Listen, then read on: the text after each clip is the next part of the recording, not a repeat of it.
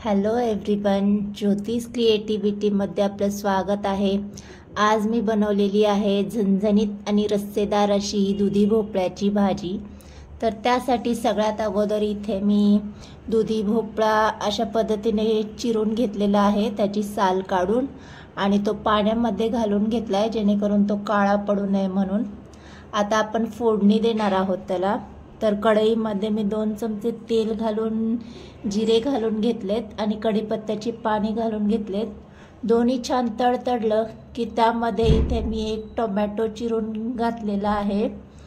आता लगेच आपल्याला त्यामध्ये जो आपण दुधी भोपळा घेतला होता तो यामध्ये घालून घ्यायचा आहे।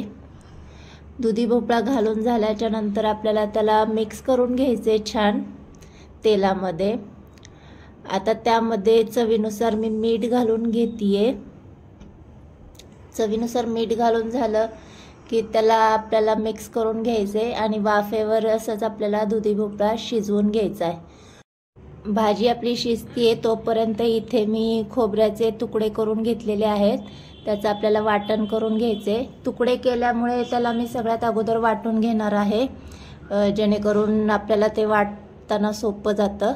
त्यामध्ये 1 चमचा मी जिरे घालून घेतलेत, लसणाच्या 4-5 पाकळ्या घालून घेतल्यात आणि 5-6 हिरव्या मिरच्या घालून घेतल्यात आणि भरपूर अशी कोथिंबीर आणि आल्याचे तुकडे यामध्ये घालून वाटण तयार करून घ्यायचे। वाटताना थोडंसं त्यामध्ये मी पाणी घालून घेतलेलं आहे। तर इथे हिरवं वाटण आपलं तयार झालंय। तर आता आपण आपली भाजी बघून घेऊयात। तर इथे आपली भाजी देखील हाफ कुक झालेली आहे।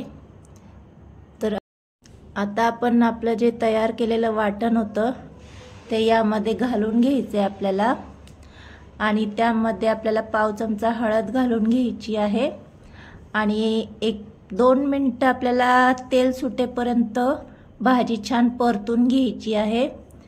तर इथे आपल्या भाजीला छान तेल सुटलेलं आहे। पुन्हा छान मिक्स करून घ्यायची आपल्याला आणि कन्सिस्टन्सी ॲडजस्ट करण्यासाठी आपल्याला यामध्ये पाणी घालून घ्यायचे। तर किती ग्रेव्ही हवी आहे त्यानुसार यामध्ये पाणी घालून घ्यायचे। तर भाजी आणखी थोडीशी शिजण्यासाठी मी यामध्ये 2 ग्लास पाणी घालून घेतले। तर भाजीला 5 मिनिटं उकळी काढून घ्यायची आहे। तर इथे आपली भाजी शिजलेली आहे, 5 मिनिटं झालेत आपल्याला भाजीला उकळी काढून।